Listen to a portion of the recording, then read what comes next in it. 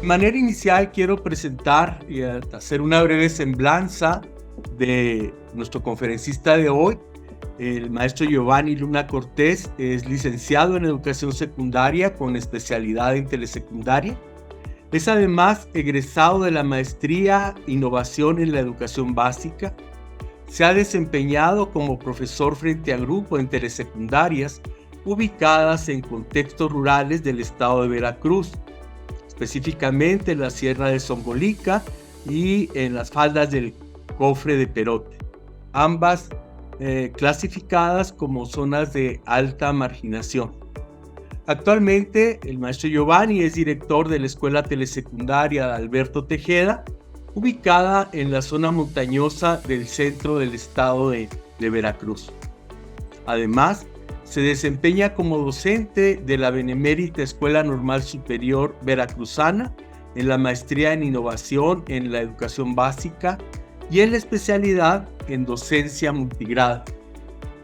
Giovanni Luna es integrante de la Red Temática de Investigación de Educación Rural y miembro del Centro de Investigaciones en Lengua Escrita y Matemáticas. En 2015, realizó una estancia académica en la Universidad de Pamplona, en Colombia, donde tuvo un acercamiento directo con el modelo de escuela nueva de ese país.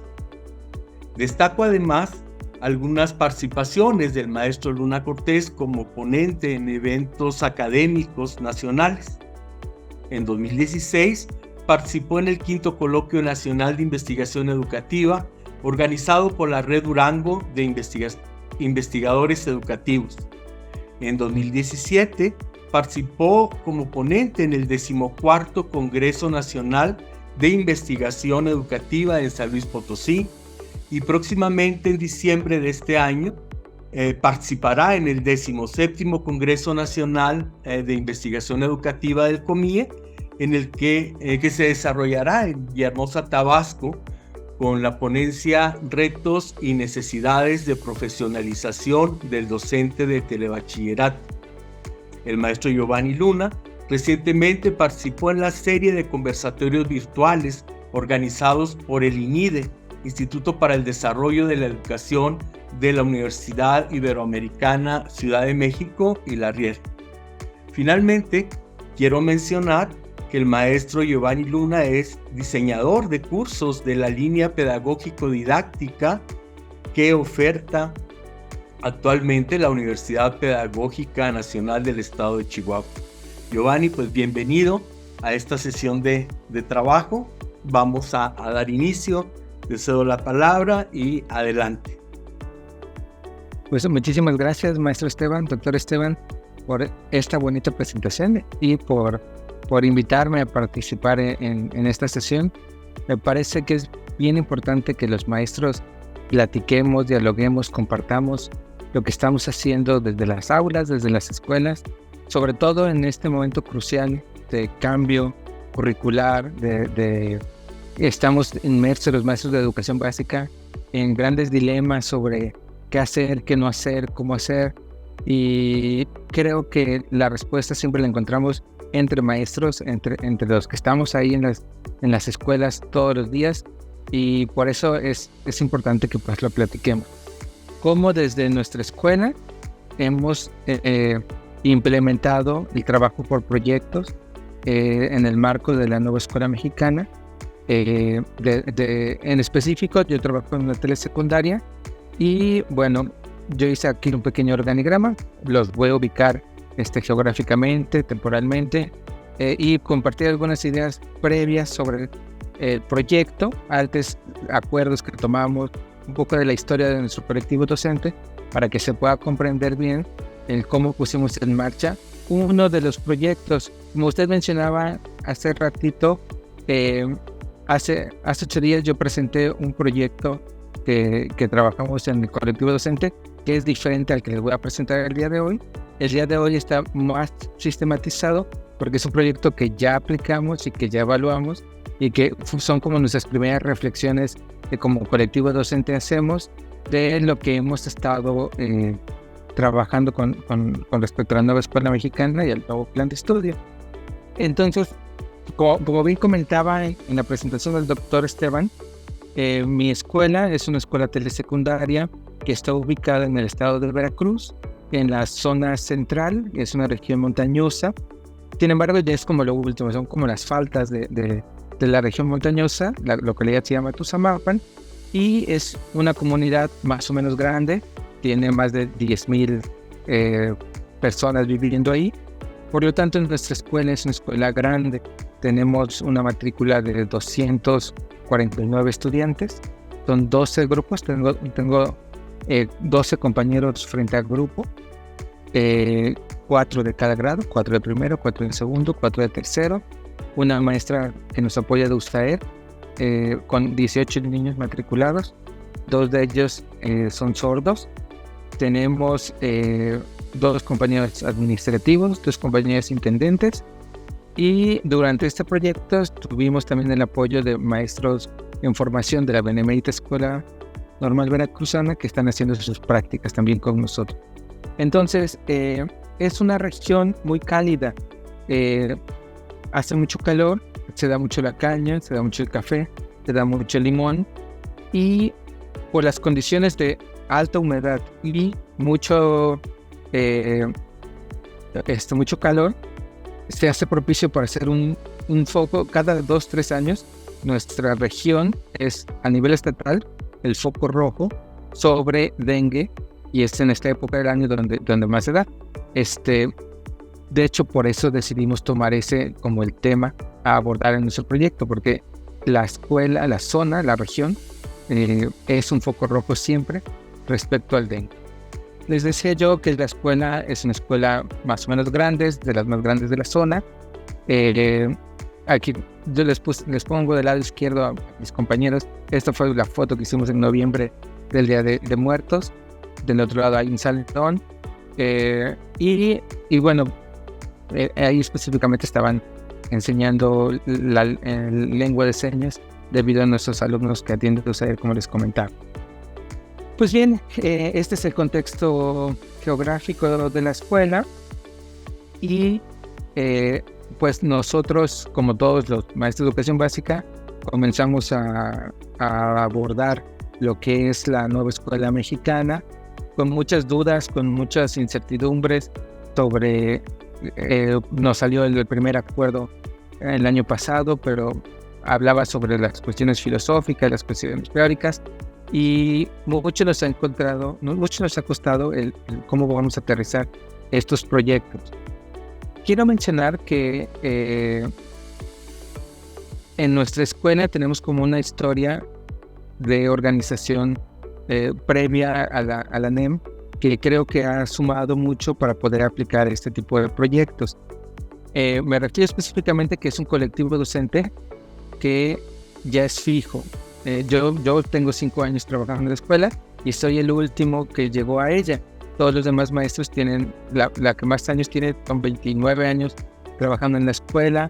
Tenemos maestros de 5 años hacia atrás. O sea, ya es un grupo consolidado que nos conocemos bien y que previo al trabajo de la NEM ya tenemos varias experiencias como colectivo trabajando juntos y conjuntamente. Nosotros siempre hemos procurado tener un equipo de trabajo sólido. Personalmente, en mi proyecto de maestría, yo trabajé en las comunidades profesionales de aprendizaje, y entonces eso he querido implementar en las escuelas donde estoy, y creo que esta escuela ha sido un caso de éxito en este sentido, porque los maestros estamos muy acostumbrados a trabajar colaborativamente, desde consejos técnicos hasta otros espacios, para formar trayectorias formativas de los docentes a largo plazo. Entonces, esto lo traigo a colación porque cuando nos dijeron que necesitábamos planear colaborativamente, que necesitábamos trabajar entre todos, nos resultó más fácil porque ya habíamos tenido, ustedes recordarán, los que tienen más de 4 años en servicio, que antes de este modelo educativo nos pedían algo que se llamaba las estrategias globales de aprendizaje con la ruta de mejora. Y entonces desde ahí ya estábamos trabajando proyectos de manera conjunta que eran esporádicos, eso es cierto, pero que ya sirvieron como antecedente y antesala a lo que actualmente estamos proponiendo como escuela.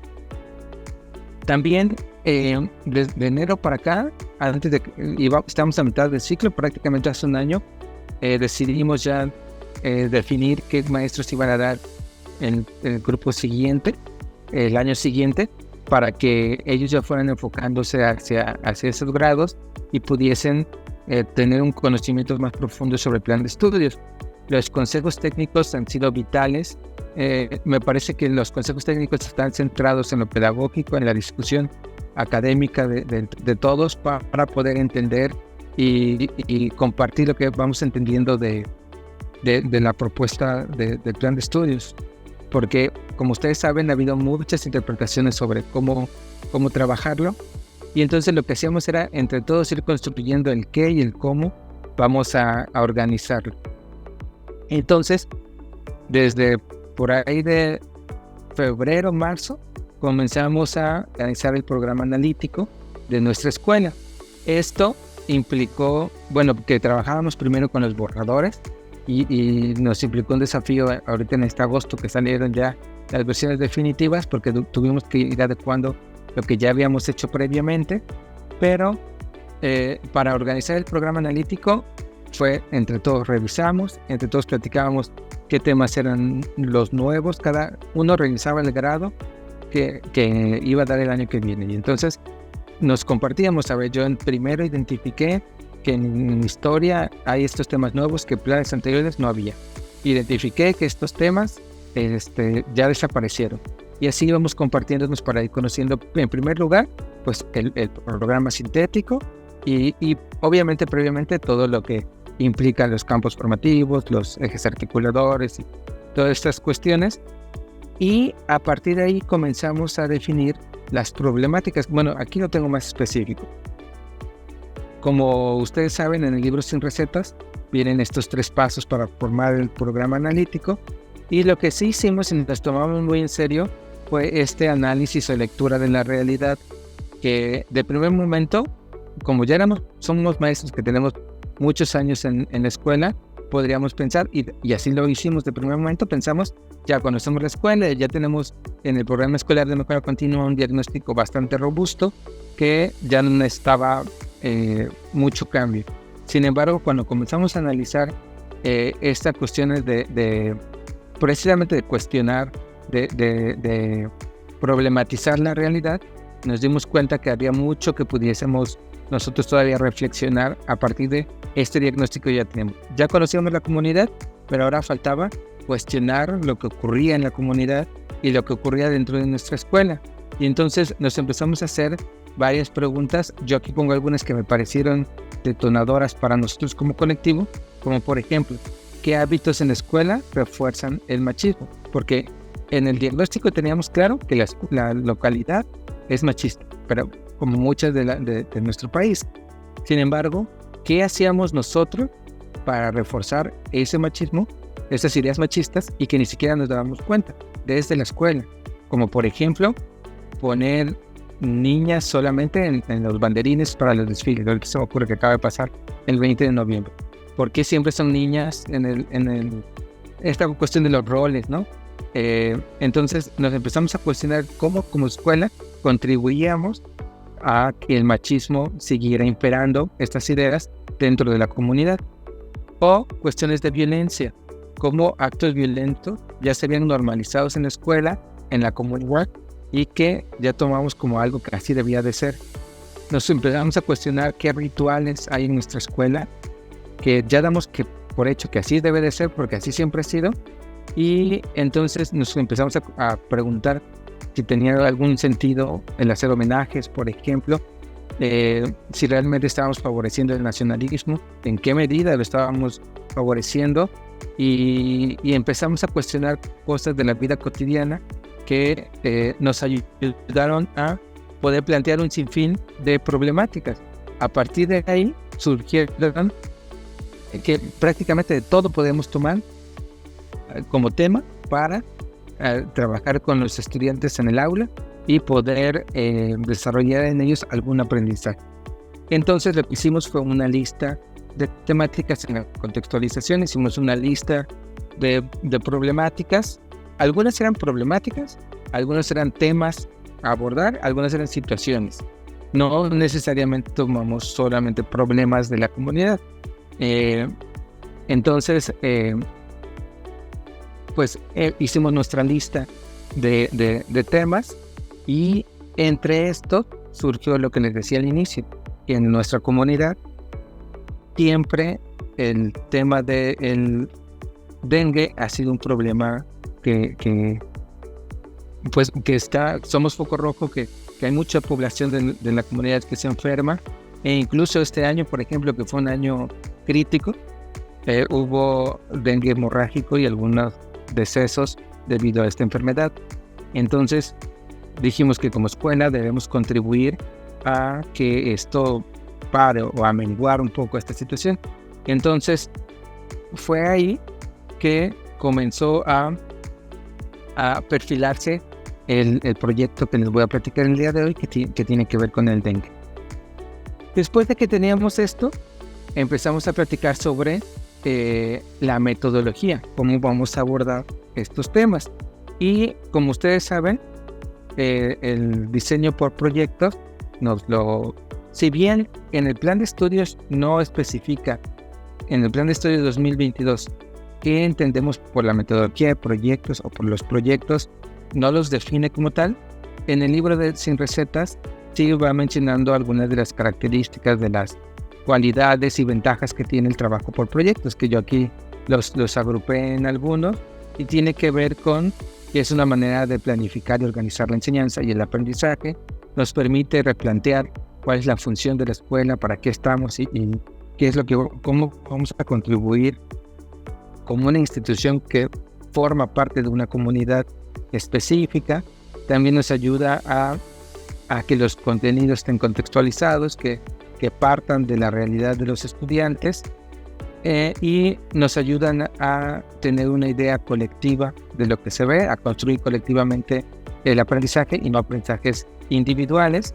Y bueno, nos permite abordar diferentes temas que a veces pensamos que no podían caber en currículos pasados, y que aquí está totalmente flexible y abierto el tema para poder incluir cualquier tema de relevancia que esté pasando, y que esto permite que el currículum siempre sea algo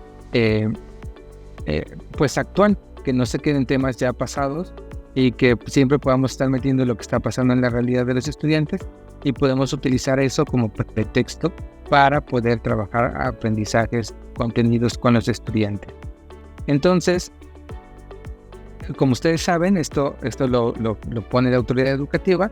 Ellos dividen y definen 4 metodologías principalmente para abordar el plan de estudios, y la mayoría tiene que ver con proyectos, que tiene que ver con proyectos comunitarios, que está definido para el campo formativo de lenguajes, el aprendizaje basado en la indagación con enfoque STEAM, que tiene que ver con el campo de saberes y pensamiento científico, el aprendizaje basado en problemas, que tiene que ver con el campo de ética, naturaleza y sociedades, y el campo en la metodología de aprendizaje servicio, que tiene que ver con de lo humano y lo comunitario.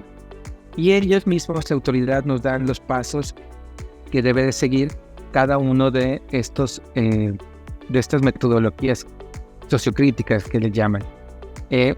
Nosotros, cuando empezamos a analizar esto, sí, lo discutimos mucho en el colectivo, y definíamos que de repente era muy complejo el trabajo, y era como un salto muy grande de la enseñanza que llevábamos a cabo. Y eso que en telesecundaria, si hay estudiantes de esta maestría que están en telesecundarias, sabrán que desde el 2006 nosotros trabajamos con proyectos, sobre todo en asignaturas como español. Sin embargo, eran proyectos disciplinares de una sola asignatura.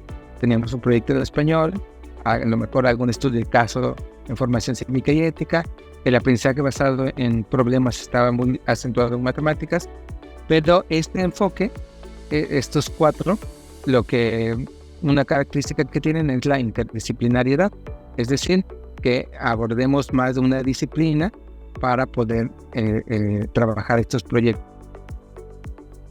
Entonces, sí hubo muchas dudas sobre cómo lo vamos a hacer y nosotros consideramos que requería una preparación más a largo plazo y más, ¿cómo decirlo?, paulatina de nosotros como colectivo, de los alumnos, para poder llegar a esto. Entonces, lo que definimos nosotros fue que como colectivo y como primer paso, y lo que estamos haciendo en este primer semestre del año, es sí trabajar la metodología por proyectos, pero no casarnos ahorita de momento ya con estos 4. Simplemente le estamos trabajando por proyectos, y nosotros lo que decidimos fue construir como nuestra propia propuesta, que obviamente no es que sea inédita, simplemente estuvimos tomando de lo que nosotros conocemos y sabemos. Por ejemplo, yo siempre les he propuesto a mis compañeros que la didáctica multigrado es un gran referente que nos sirve para atender la gran diversidad que existe en las aulas. Sobre todo esta didáctica multigrado la empezamos a trabajar a raíz de la pandemia, donde cuando los jóvenes regresan a las aulas, a nuestras aulas, vimos grandes diferencias entre alumnos que tuvieron todas las condiciones para trabajar desde casa, porque tenían internet, porque tenían computadora, y tuvieron un buen avance durante este periodo de pandemia, pero por el otro lado teníamos alumnos que no tenían las condiciones y que su avance en este año y medio que fue, pues fue un poco. Entonces veíamos, siempre ha habido diferencias y puntos de partida, necesidades de los alumnos muy heterogéneas. Sin embargo, a raíz de la pandemia, vimos que esto se hizo mucho mayor. Las brechas, las diferentes los puntos de partida de los alumnos eran más distantes. Entonces, la metodología multigrado nos ayudó a que pudiésemos atender a estos alumnos. ¿Qué de la didáctica multigrado específicamente? Nosotros trabajamos las aulas diversificadas del libro de aulas diversificadas de Carol. No estoy recordando el apellido, pero es Carol, es Carol, se llama la autora. Hemos trabajado también en cuanto a didáctica multigrado, cuestiones sobre un tema en común y aplicar actividades diferenciadas que permiten a los estudiantes pues tener retos cognitivos que les ayuden a aprender a partir de su punto de partida. Y otro asunto que nos ha llamado mucho la atención son los proyectos centros de interés, que también pertenecen a la didáctica multigrado. Esta didáctica ha sido muy trabajada desde la normal veracruzana a partir de la especialidad en docencia multigrado. Ahí el enfoque de los proyectos de los estudiantes están centrados en esto, en proyectos centros de interés, que es la metodología por proyectos, y que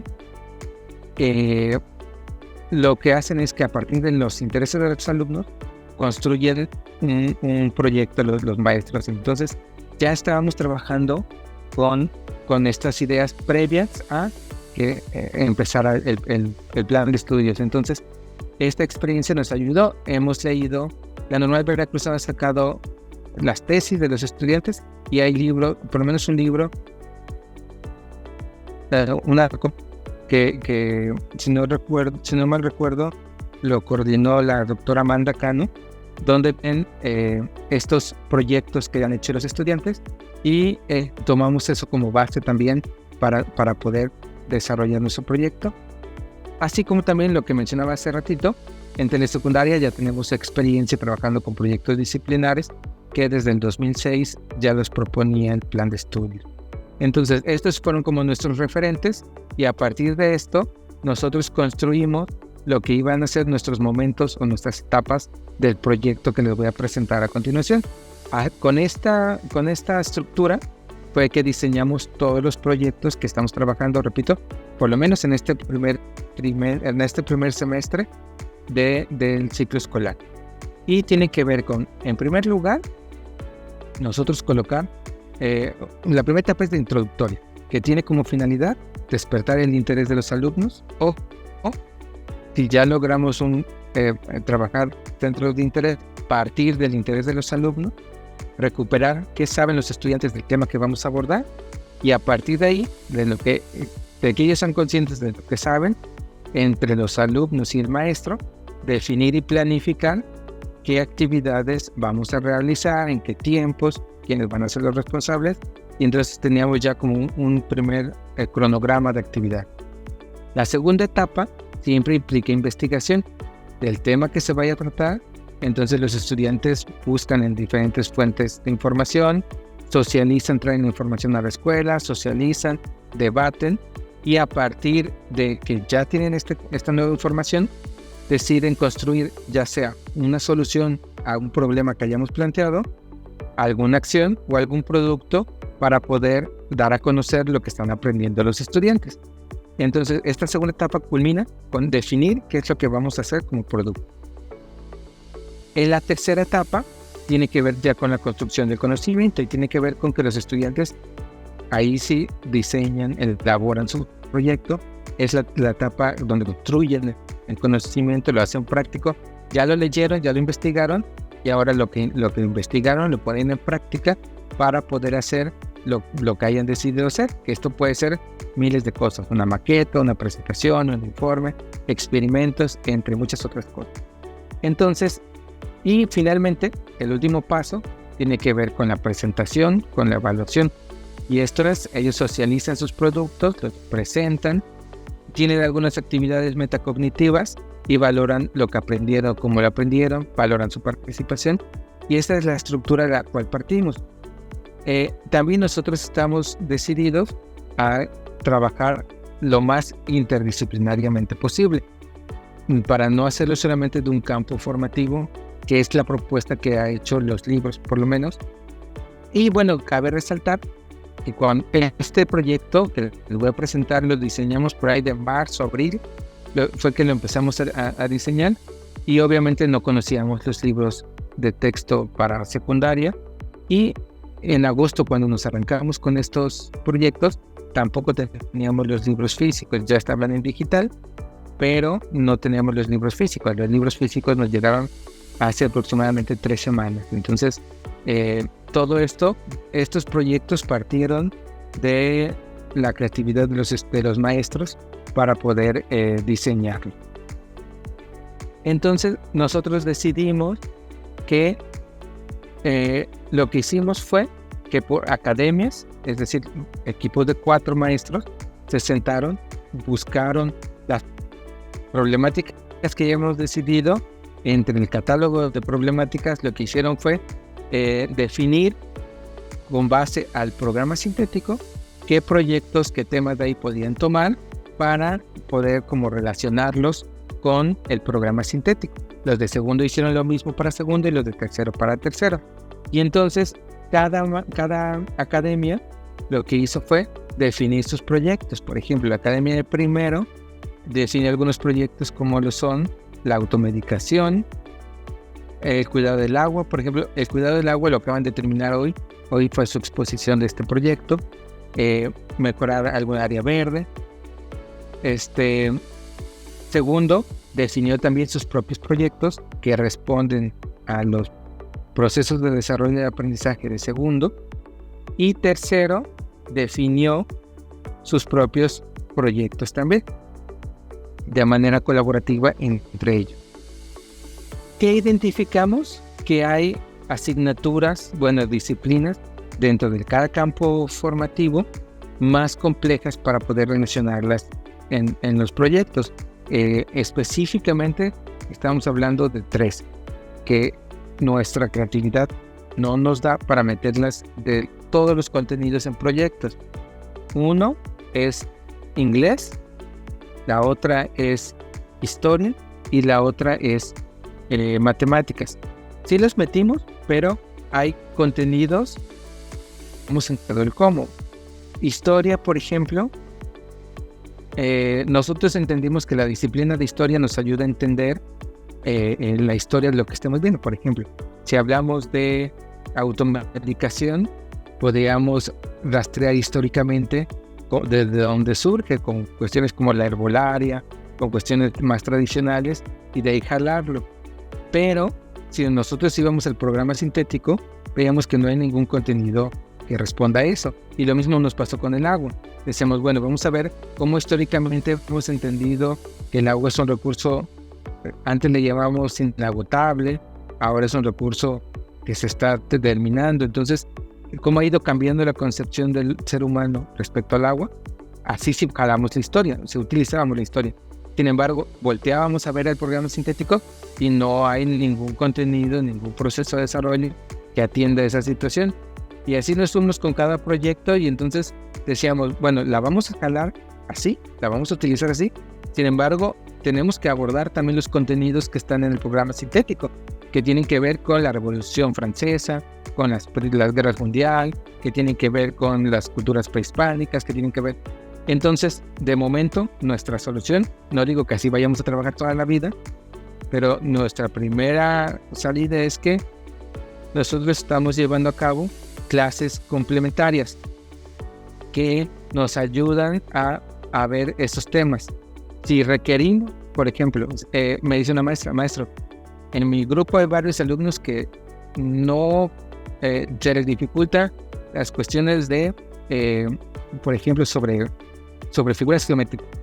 Y de momento no tengo un proyecto para abordar ahí, un proyecto interdisciplinario para abordar ahí.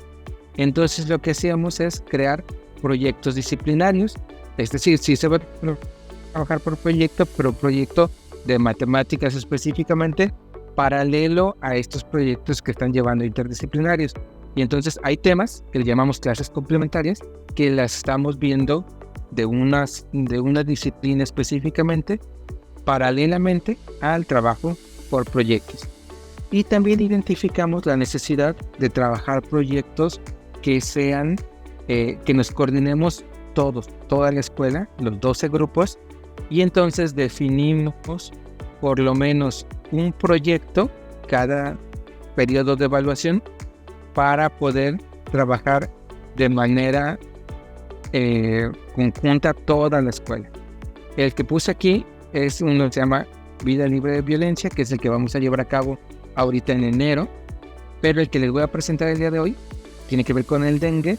Ese proyecto lo armamos y lo diseñamos entre todo el colectivo docente, y entre todo el colectivo docente lo trabajamos al mismo tiempo, es decir, lo vimos, fueron 2 semanas y media, fue de primero 2 de octubre al 15 de octubre, más o menos, que estuvimos trabajando toda la escuela, estábamos trabajando el mismo tema que tenía que ver con el dengue.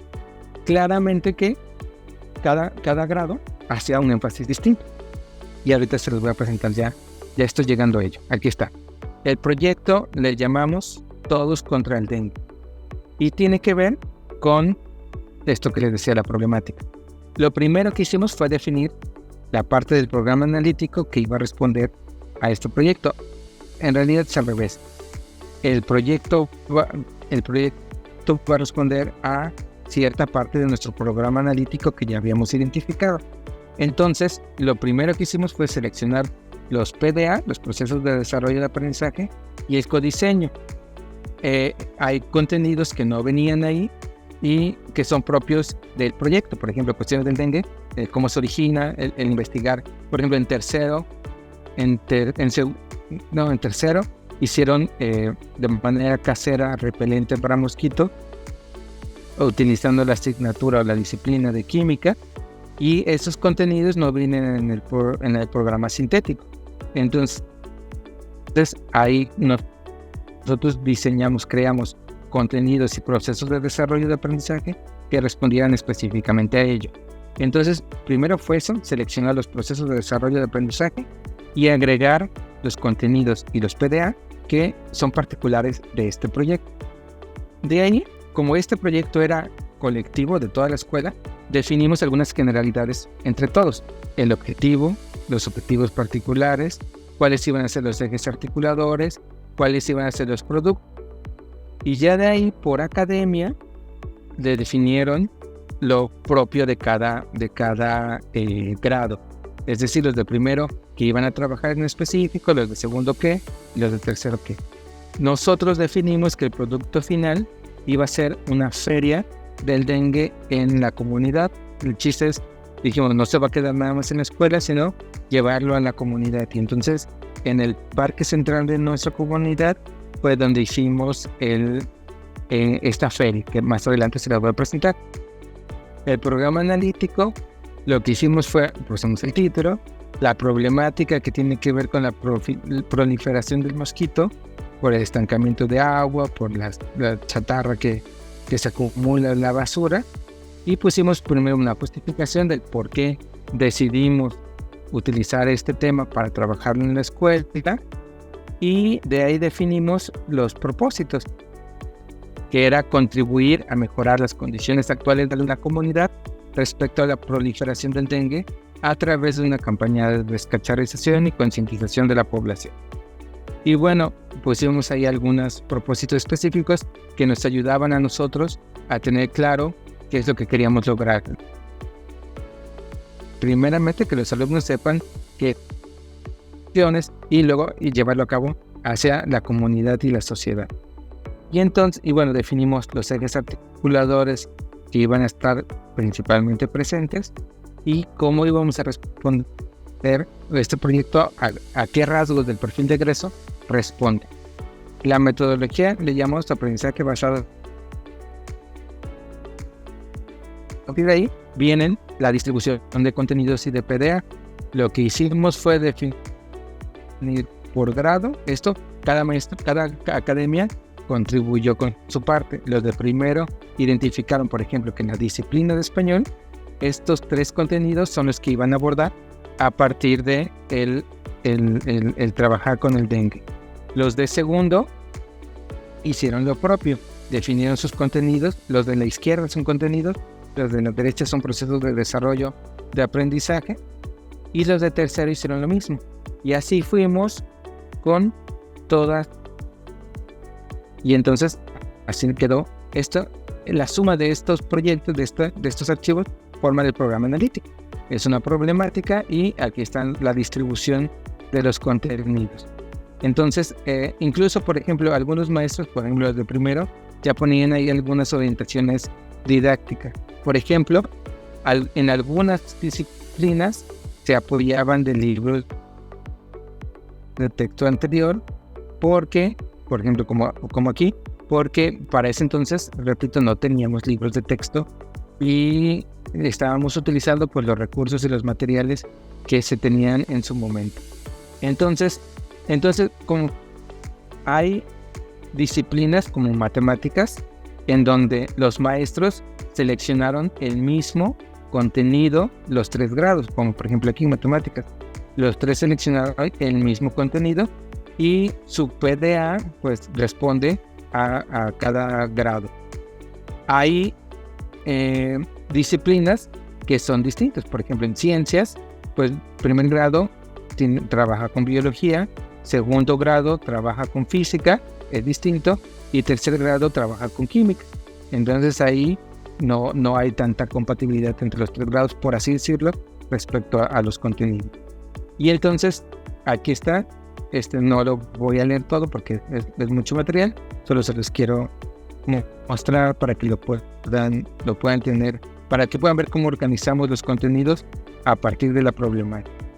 Entonces, aquí está de todos los campos formativos, de todas las disciplinas, y definimos que el proyecto final era una feria comunitaria contra el dengue.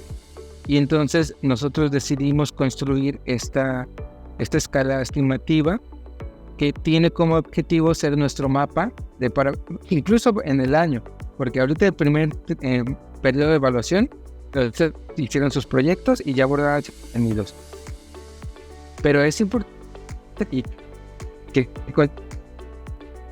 contenidos que PDA no hemos visto, para que en el segundo momento de evaluación que es de ahorita, ya vamos a estar generando proyectos que abonen a distintos contenidos y distintos PDAs y no estemos repitiendo los mismos. Entonces, este instrumento es como una especie de mapa para poder,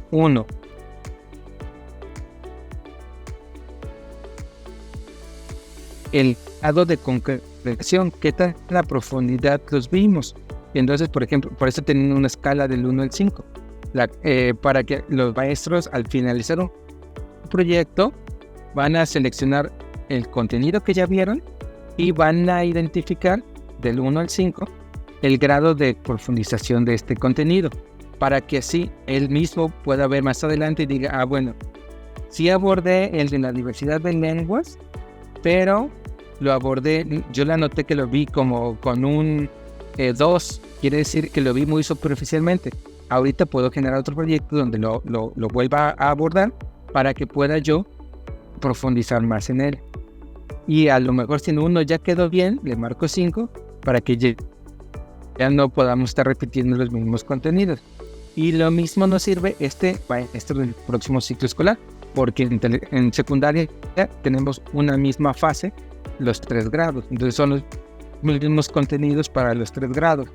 Y entonces el maestro que reciba el grupo va a tener este mapa para identificar qué tantos contenidos han visto y con qué profundidad. Entonces esta la diseñamos también desde concepto técnico, desde inicio del ciclo escolar, para poder llevar este control. Déjenme ver si puedo compartirles. Creo que tengo que compartirles el audio, ¿verdad, maestro? Para aquí, compartir algo. Entonces, creo que ya ahorita me dice el maestro si se escucha, pero ¿qué es lo que estuvimos haciendo ya en la aplicación? En el momento del desarrollo del proyecto, los estudiantes estuvieron haciendo muchas actividades durante estas 2 semanas y media para abordar el tema, desde investigar y algunas actividades, por ejemplo esta que les voy a mostrar, son pequeños videos que ahí abordaban contenidos, por ejemplo, de tecnología, que nos sirviesen para promocionar la feria que íbamos a hacer, y esto lo estuvimos publicando en el Facebook de nuestra escuela. Por ejemplo, todos estos materiales son creados por los estudiantes. Hola a todos y todos. En estos tiempos difíciles que atraviesa nuestra comunidad y alrededores a causa del mosquito que transmite el dengue, existe mucha desinformación. ¿Sabías que el mosquito que transmite el dengue se llama Aedes aegypti? También, de los habitantes de nuestro estado, el 36% vive en localidades con transmisión de dengue. ¿Quisieras tener más información? ¿Tienes dudas? ¿Te interesa aprender? Entonces, asiste este próximo viernes 13 de octubre a las 10 de la mañana en nuestro Parque Central y participa en la campaña Todos contra el Dengue. La telesecundaria Adalberto Tejeda te invita. Buenos días, los saludo desde la telesecundaria Adalberto Tejeda. Les hacemos la cordial invitación a nuestro evento sobre el dengue. Es importante que te informes de los cuidados, síntomas y consecuencias. El día viernes 13 de octubre del 2023 en el Parque Central de Tuzamapán a las 10 a.m. Matemos el dengue. El dengue es una enfermedad viral aguda transmitida por un mosquito color negro con patas rayadas de blanco y negro que puede afectar a personas de cualquier edad, especialmente a niños y adultos mayores. Los síntomas del dengue son fiebre alta, salpullido, dolor de cabeza intenso, dolor detrás de los ojos, dolor en los músculos y articulaciones. En los casos más graves puede haber hemorragia profusa y un shock que pueden llevar a la muerte. Casos graves. En algunos casos graves acudan al médico o a tu centro de salud más cercano. ¿Cómo prevenimos el dengue? Para prevenirlo puedes vaciar, tapar o limpiar cualquier lugar en el que se pueda acumular agua. La mejor defensa contra el dengue. El repelente es nuestra mejor defensa contra el dengue, porque aleja a los mosquitos evitando la picadura y el contagio. Luchemos juntos contra el dengue. Estos videos son hechos por los alumnos, son sus voces. Ellos decidieron qué imágenes poner, ellos fueron editando el video con las herramientas que tenían y se estuvieron publicando también en la página para que no solamente se quedara como un trabajo de la escuela, sino que también sirviera para difundir información en la comunidad. Entonces, bueno, esto fue. Y estuvieron trabajando durante estas semanas con las actividades para preparar la feria que iban a realizar. Por ejemplo, aquí Esto tiene que ver con la disciplina de artes, y entonces estuvieron creando algunas herramientas que iban a utilizar este día. Algunos otros, por ejemplo, en la parte superior izquierda o en la parte inferior derecha, son alumnos de tercero que ya habían preparado su exposición para la feria, pero ¿qué estuvimos haciendo? En la escuela practicaban entre ellos, iban a visitar otros salones para que ellos fueran adquiriendo confianza y vayan desarrollando su discurso, practicándolo para que el día de la feria, pues ellos puedan hacer un mejor plan involucrados también en las actividades, ayudándoles, entre todos construyendo para poder tener todo listo en la feria. Y entonces, de cada asignatura, o mejor dicho, disciplina, iban trabajando ciertas cuestiones, todo iba contribuyendo, iba trabajando el tema del dengue en la feria. Y entonces, bueno, llegó el día de la presentación del proyecto, y como les dije yo, lo hicimos en el parque de la comunidad. Para eso invitamos a todas las escuelas, la preescolar, la primaria, el bachillerato. Invitamos también al centro de salud que nos acompañara. Nos vinculamos con ellos y a padres de familia para que pudiésemos dar esta feria contra el dengue. Entonces, bueno, en la parte superior izquierda estamos haciendo la inauguración. También hay una maestra de supervisión. A la derecha, ahí al fondo se puede ver una encuesta. Ahí trabajamos matemáticas, por ejemplo, que los estudiantes estuvieran haciendo una encuesta con los padres de familia sobre a quienes ya les dio dengue, a quienes no, y a partir de esos datos, pues trabajar gráficas, trabajar porcentajes, y esta fue como la estuvieron presentando, pues la información que iban haciendo. Y había de todo. Por ejemplo, aquí en la parte inferior izquierda presentaron los audiovisuales. Llevamos una tele, una bocina, y una alumna estaba presentando los videos informativos para que los pudieran ver. En la foto también quise poner ahí, se ve como en la parte de arriba izquierda, pues hay niños de preescolar que nos fueron a acompañar a la feria, van con su maestra y van escuchando lo que mis alumnos les decían, que también fueron a acompañarnos y escuchar. Y por ejemplo, aquí arriba en la parte superior izquierda están los que estaban practicando en las fotos pasadas, y aquí están haciendo la presentación original. En la parte inferior izquierda son los alumnos que hicieron los repelentes para mosquitos caseros a bajo costo para que los pudieran hacer desde casa y no les salieran caros. En la parte derecha hacia arriba, ese era un módulo en donde estuvimos haciendo un registro de las casas, los papás que quisieran que les fueran a fumigar. Hicimos como un registro que luego entregamos a las autoridades pertinentes para que acudieran a fumigar a sus casas. Fue como una parte de servicio social que hicieron los estudiantes. En la parte inferior derecha se presentaron performance también. En segundo año, en la disciplina de artes, decidieron hacer un performance como una pequeña obra de teatro respecto al dengue, como una idea de concientizar también a los asistentes a partir de la motricidad y del actuar. Entonces ahí abajo se ven a los estudiantes, por ejemplo, estas niñas que tienen mandil son estudiantes, no son mamás que estaban pasando, son estudiantes. Y bueno, quise ponerles también una foto del colectivo docente más grande para que vieran quiénes son los que participamos en el diseño de toda esta estrategia.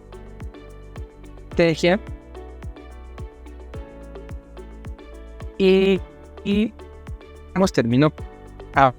Ahora, entonces en el Consejo Técnico pasado, que fue el 27 de octubre, construimos esta rúbrica para poder valorar el proyecto.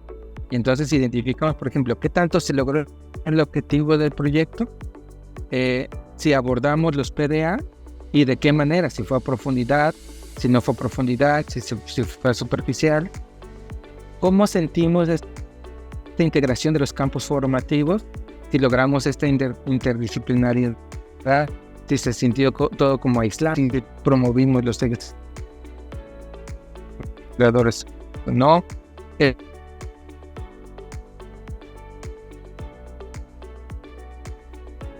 La planeación del desarrollo del involucramiento de los alumnos y la parte del profesorado.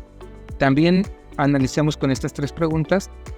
Me parece a mí importantísimo preguntar a los maestros cómo se sienten con el trabajo que estamos realizando, si le estamos encontrando pies y cabeza a los proyectos o no, qué grado de apropiación tengo ya ahora de la NEM, analizamos ahora que ya lo estamos poniendo en práctica. Y la última me pareció la más importante, ¿qué aprendimos de este proyecto que podemos aplicar en siguiente? Es decir, ¿qué hicimos bien que podemos seguir haciendo? ¿Y qué hicimos mal que ya no debemos de hacer para que nuestros proyectos siguientes vayan mejorando? Entonces, esto fue parte de la discusión que tuvimos en el Consejo Técnico.